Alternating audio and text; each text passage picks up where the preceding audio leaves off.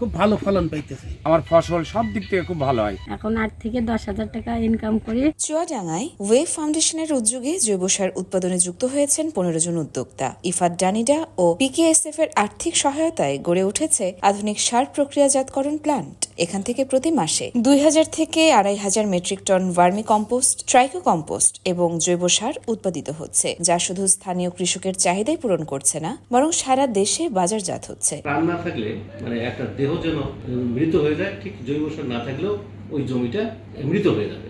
সকলে মিলে আমরা এই জৈব সার উৎপাদনের প্রচেষ্টা অব্যাহত রেখেছি, যাতে করে এই এলাকার মাটি ঠিক থাকে। বাড়ি এমনিতেই বসে থাকতাম, এখন 8 থেকে 10,000 টাকা ইনকাম করি, সংসার চালাই। আমাদের এখন সচ্ছলতা ভালোই আছে। প্রতি মাসে 1 টন করে জৈব সার আমি এখান থেকে নিই এবং সেটা জমিতে ব্যবহার করার কারণে খুব ভালো ফলন পাইতেছে। আমার ফসল সব দিক থেকে খুব ভালো হয়। আমি ধান, পাট এবং কলা, পটল, যে প্রত্যেকটা সবজিতে আমি সবসময় ভার্মি কম্পোস্ট সার ব্যবহার করি। এই এলাকাতে এখন মাসিক 2000 থেকে 2500 টন জৈব এবং ভার্মি কম্পোস্ট সার বড় পরিসরে সারা বাংলাদেশে বিভিন্ন অ্যাগ্রো কোম্পানির মাধ্যমে সাপ্লাই চেইন সৃষ্টি হয়েছে। প্রথমে যখন 96টি ড্রেন করেছিলাম 9 লক্ষ টাকা খরচ করেছি 3 বছর আগে। পরবর্তীতে আমরা 14 লক্ষ টাকা ইনভেস্ট করেছি। চুয়াডাঙ্গা এগ্রো একটা প্রতিষ্ঠান করেছি। আমরা প্রতি মাসে 25 টনের উপরে সার উৎপাদন করছি এবং আমাদের এখানে 20 থেকে 25 জন মানুষ কর্মরত আছে। তাদের একটা কর্মসংস্থানের ব্যবস্থা হয়েছে।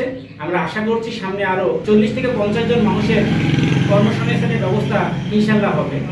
পিকেএসএফ এর সহায়তায় আরএমটিপি প্রজেক্ট বাস্তবায়ন করছে। এই প্রজেক্টের আওতায় আমরা বেশ কিছু ভার্মি কম্পোস্ট প্ল্যান্ট স্থাপন করেছি এখানে উদ্যোক্তা তৈরির মাধ্যমে, এবং এই ভার্মি কম্পোস্টের মাধ্যমে আমরা স্থায়িত্বশীল কৃষিকে নিশ্চিত করতে পারবো এখানে।